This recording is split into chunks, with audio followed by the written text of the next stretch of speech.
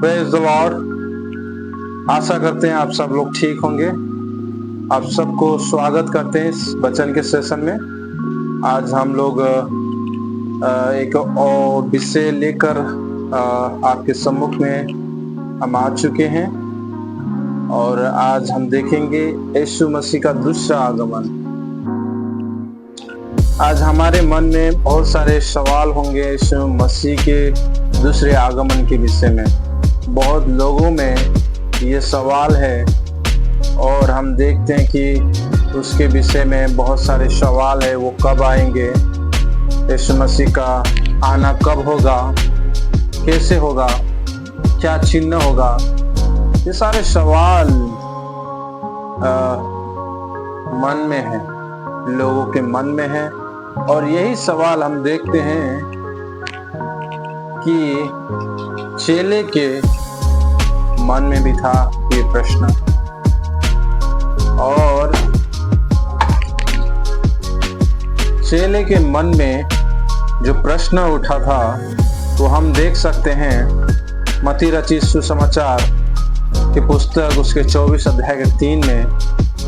तो वहाँ हम देखते हैं कि यीशु मसीह के चेले लोग ने जब यीशु मसीह को अकेले पाए तो उन्होंने उनसे प्रश्न पूछा इस विषय में कि आपके आगमन कब होगा। तो उन्होंने कहा, हमें बता कि ये बातें कब होगी, तेरे आने का और जगत का अंत का क्या चिन्ह होगा। तो हम यह देखते हैं कि कैसे उन्होंने प्रश्न पूछा जो उनके मन में था। आज सबके मन में कुछ न कुछ कहीं ना कहीं प्रश्न होगा और वो प्रश्न उनके मन में ही सीमित है। और हम देखते हैं कि जब हम वचन को देखते हैं तो यीशु मसीह ने पूरा क्लियर किया है और वो कहते हैं मत्ती 24 के 36 में जब हम देखते हैं तो वहाँ क्या यीशु मसीह क्या कहता है इस विषय में।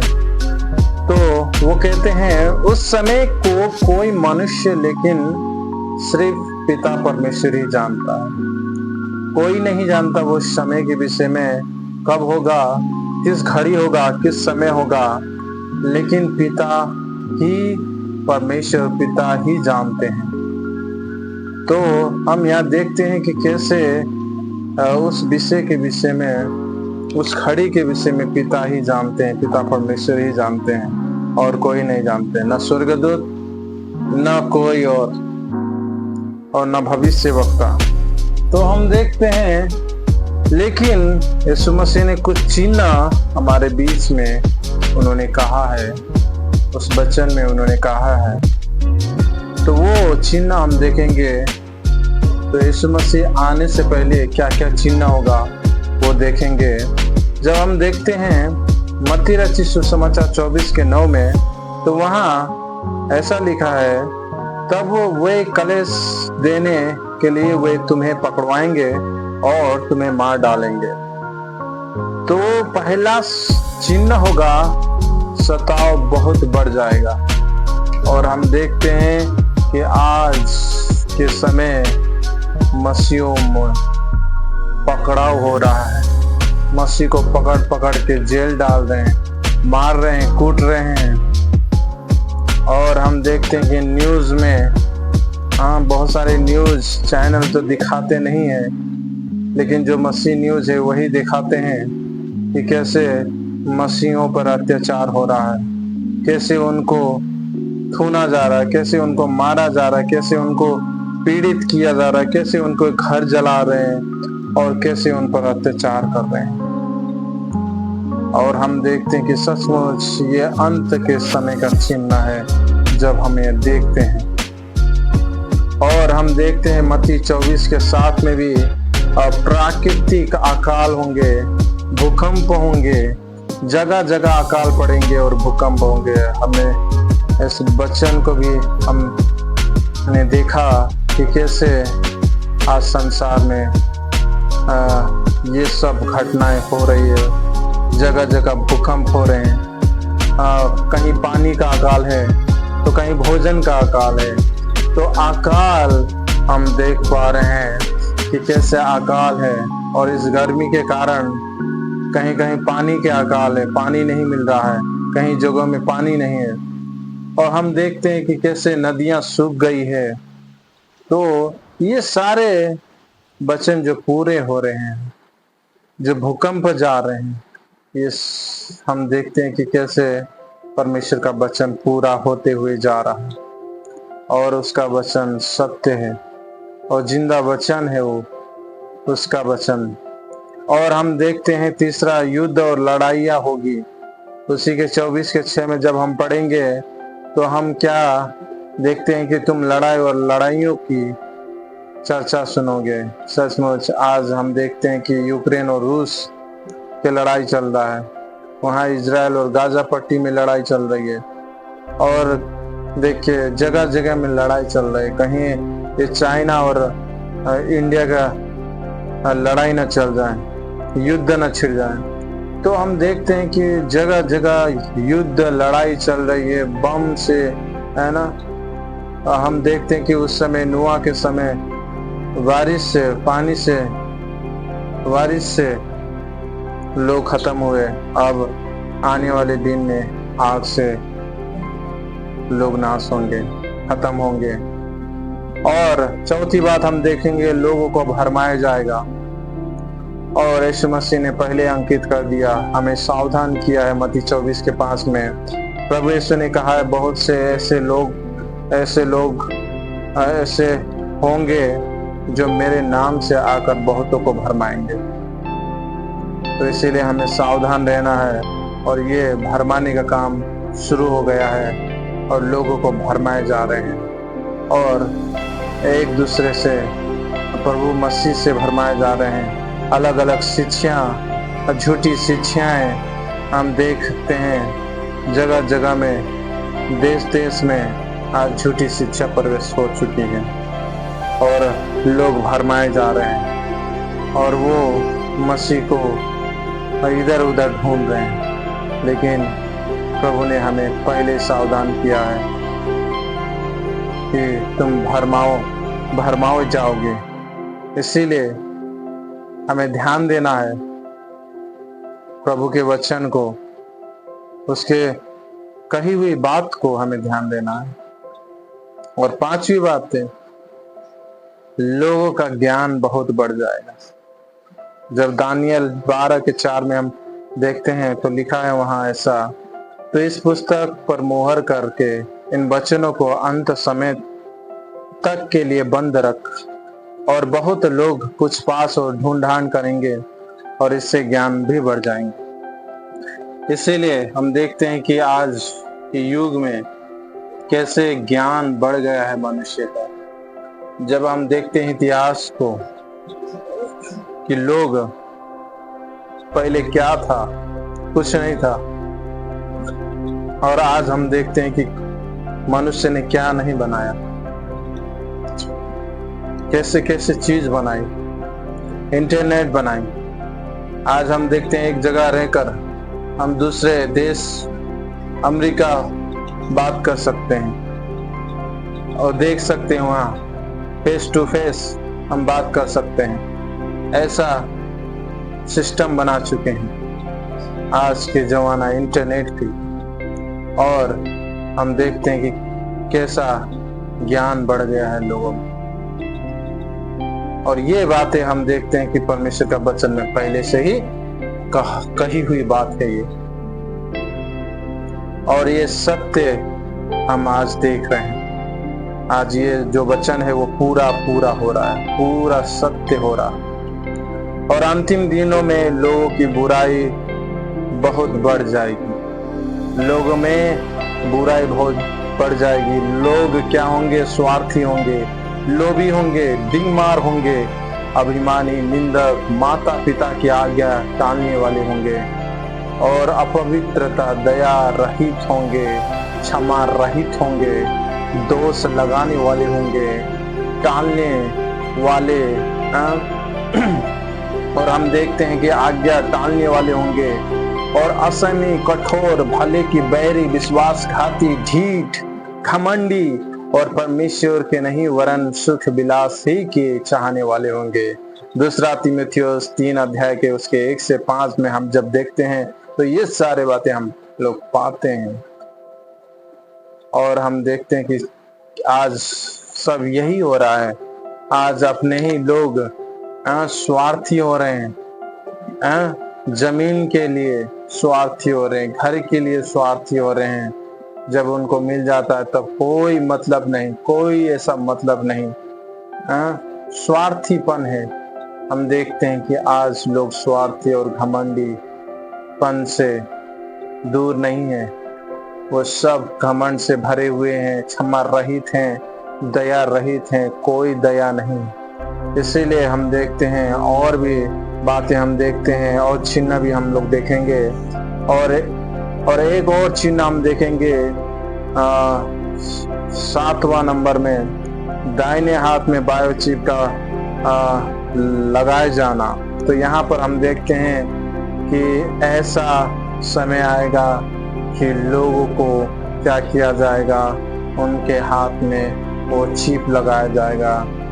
हम देखते हैं कि अमेरिका में कैसे वो चिप लगाई जा रही है और हो चुका है, वहाँ घोषणा हो चुका है और कितने कितने देश में लागू होने जा रहा है। तो हम देखते हैं यहाँ प्रकाशित वाक्य 13 के 16 से 18 तक। तो वहाँ हम क्या देखते हैं कि कैसे उस अंक जो शैतान का अंक है 666, उसका छाप जो है, अगर उसका छाप हम नहीं लगाएंगे तो हम लोग खरीद नहीं सकते, न बेच सकते, न खरीद सकते हैं।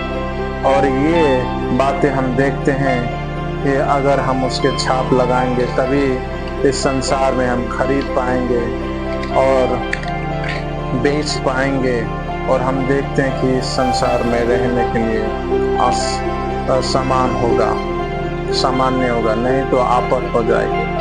और जिसने वो छाप नहीं लगाया वो अंत तक जो स्थिर रहा वो प्रभु के साथ में होंगे। और जो उसने शैतान की छाप लगाई वो सचमुच वो दंड की भोगी होगा। और हम देखते हैं कि 8वां में कि सुसमाचार का प्रचार पूरी दुनिया में किया जाएगा।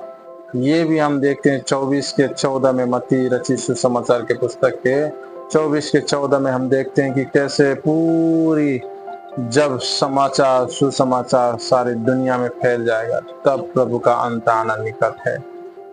और ये बातें हम देखते हैं इस समय। और बड़े बड़े चिन्ह चमत्कार होंगे।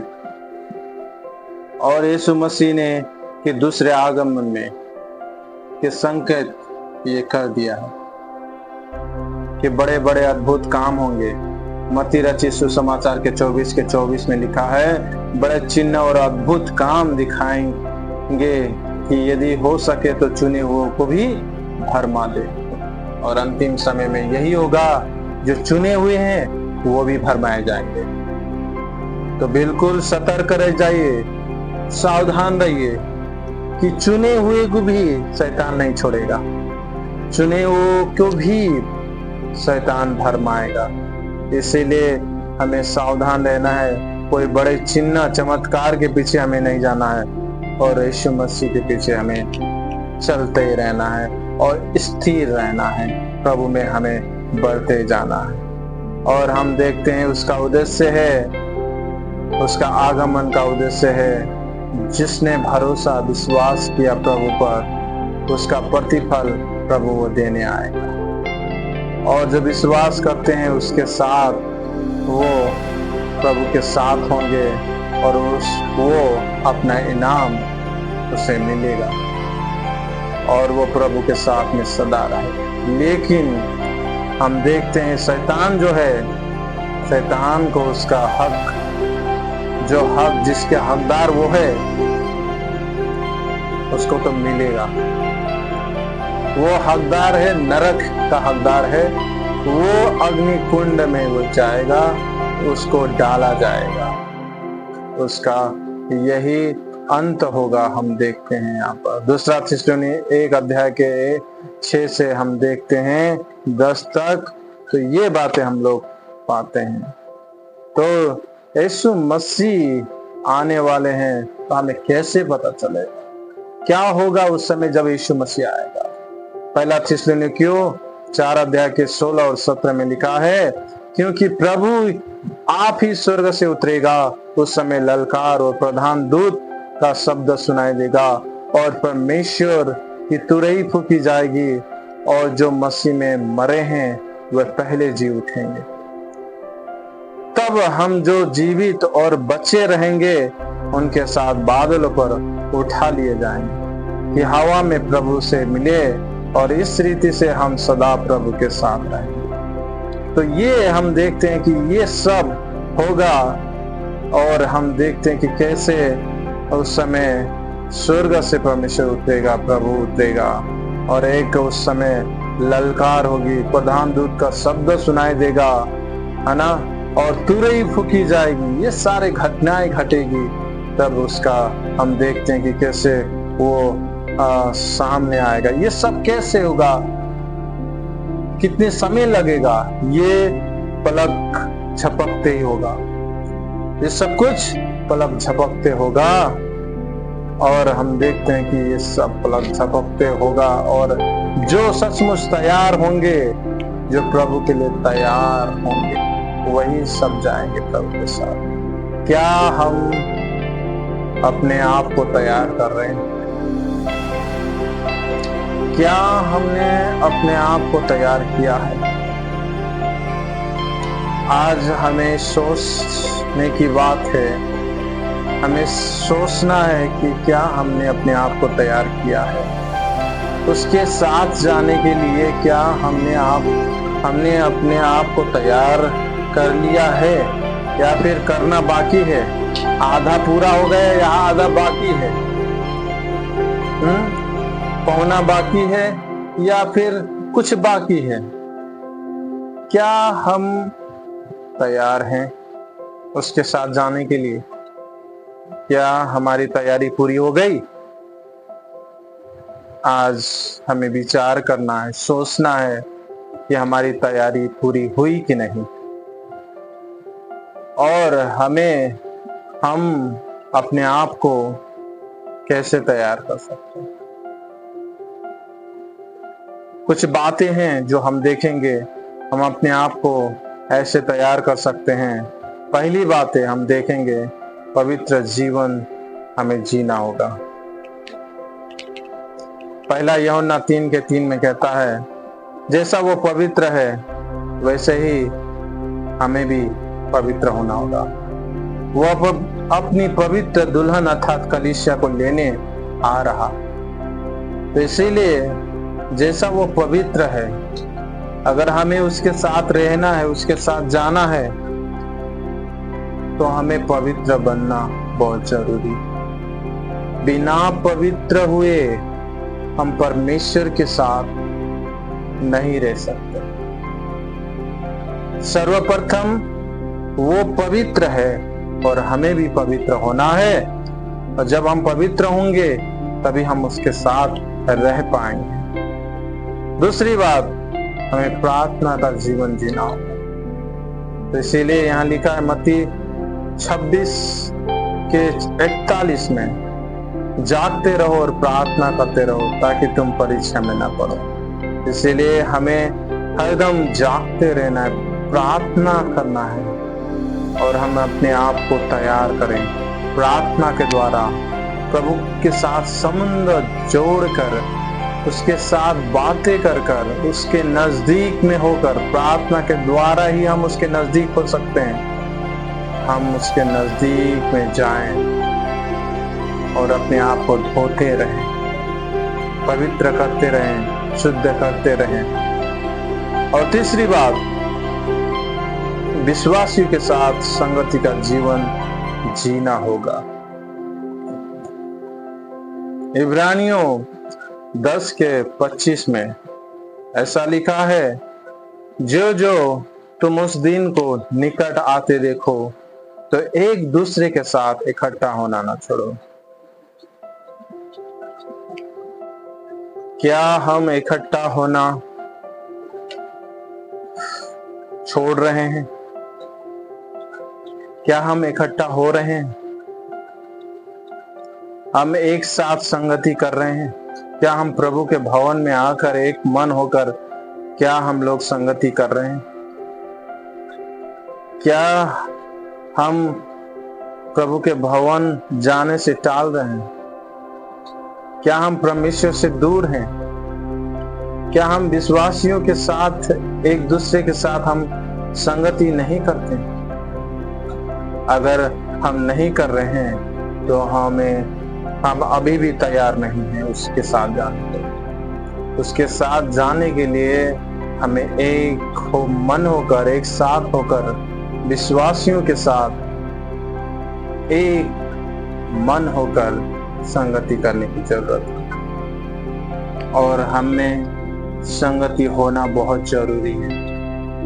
तो इसीलिए प्रकाशित वाक्य 1 अध्याय के 7 में कहता है, देखो वो बादलों के साथ आने वाला है और हर एक आंखें उसे देखेगी, वरन जिन्होंने उसे बेधा था वे भी उसे देखेंगे और पृथ्वी के सारे कुल उसके कारण छाती पीटेंगे।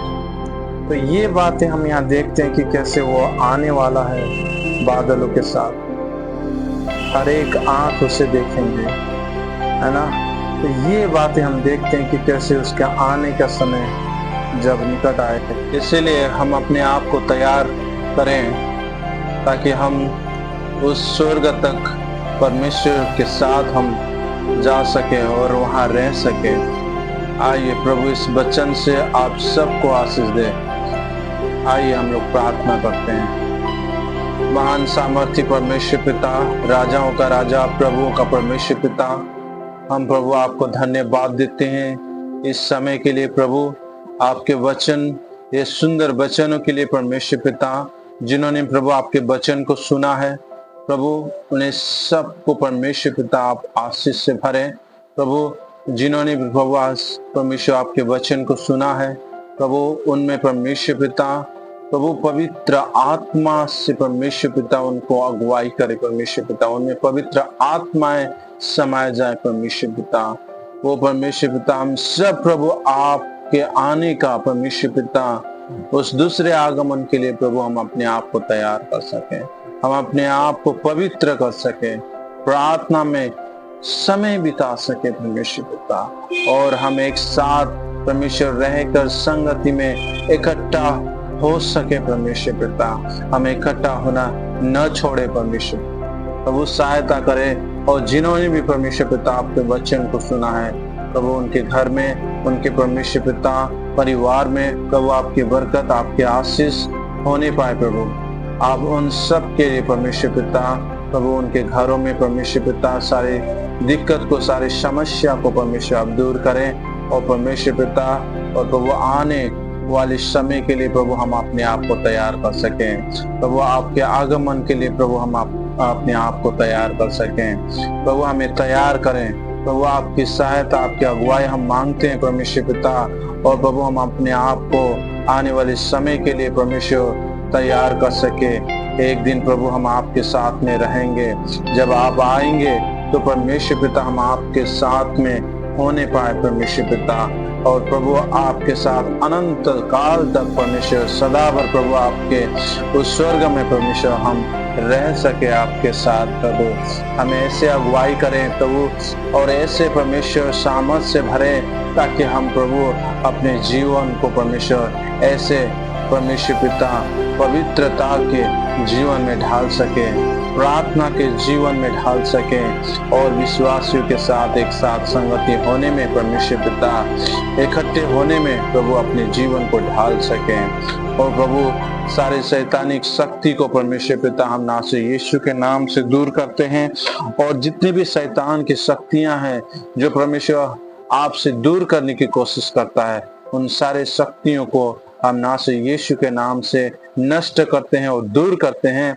और अपने लोगों के साथ आप हो परमेश्वर, उनकी हिम्मत, उम्मीद और परमेश्वर पिता उनकी आशा बने परमेश्वर पिता, उन्हें अगुवाई करे। और परमेश्वर वो जहां भी जाए परमेश्वर उनके साथ होकर प्रभु आप अगुवाई करें, आप मदद करें, सहायता करें ताकि वो परमेश्वर पिता अपने आप को, हम सब अपने आप को परमेश्वर तैयार कर सके, ताकि परमेश्वर जिस दिन आप आए उस दिन हम एकदम रेडी हो सके, तैयार हो सके। प्रभु धन्यवाद देते हैं, सारे आदर महिमा प्रभु आपको देते हुए मांगते हैं आशीष यीशु प्रभु के नाम से, आमीन।